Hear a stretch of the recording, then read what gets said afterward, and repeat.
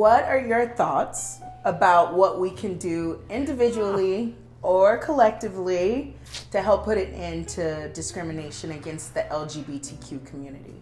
Oh, Tiffani, come on, let's see. My recipe for world peace is... Let's hear it. No, yeah, don't we wish? Yeah, let's just to world peace. It's world peace. I think, we have to make everybody more comfortable with each other, however we can do that. And with the kids, I know when we had young people, probably at least teenage, and PFLAG, and their parents were literally throwing them out of the house.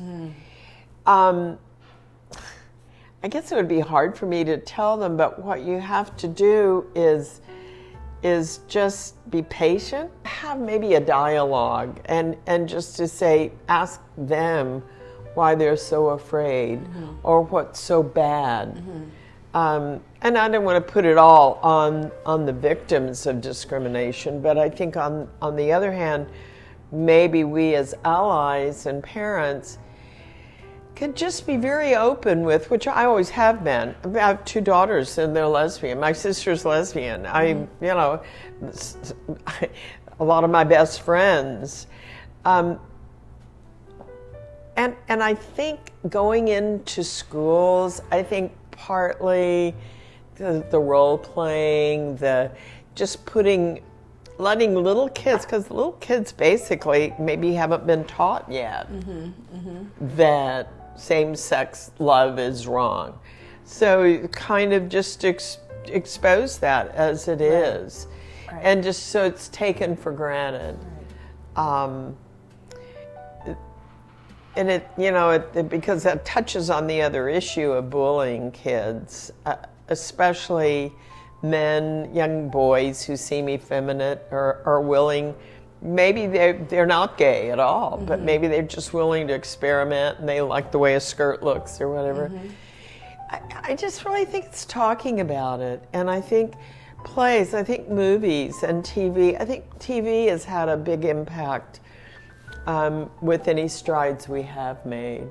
Right. And so, I don't know. It's probably not the answer, but we all have to do a lot. But I think mostly it's like not hiding who we are. Right, absolutely. And I love that I don't know. I know we have to do something. I know it, right. I know it. Sometimes you just have to start there.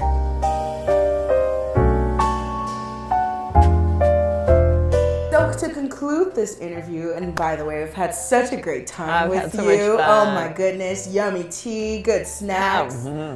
So we know that this is a real thing, that hatred against this community is out there. And we know that there might be a child right now who is experiencing that kind of hatred. So from your mom's standpoint, what words would you give to any kid right now who is going through the motions of being hated for who they love?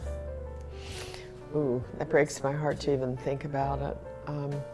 And usually it's hidden because children are shamed and they're basically not going to sit down with grandma and talk. But in a perfect world where they could, I would just encourage that little boy or that young woman to sparkle as you are. It's kind of, if you can create the sense of self-esteem, so I sparkle differently from you, but we all sparkle. Just something, the idea that, you're really okay. Yeah. Those are words, but I think also reading books. I think there are books that are available. And again, movies, TV, just exposure. And that, like we would say to any child who has any kind of issues, you're just perfect the way you are. And you're different, and that's good. Yes. Yes. I don't know. Absolutely. Give it a try. On that note, I'd like to cheers to being different. Absolutely, yes. More of that.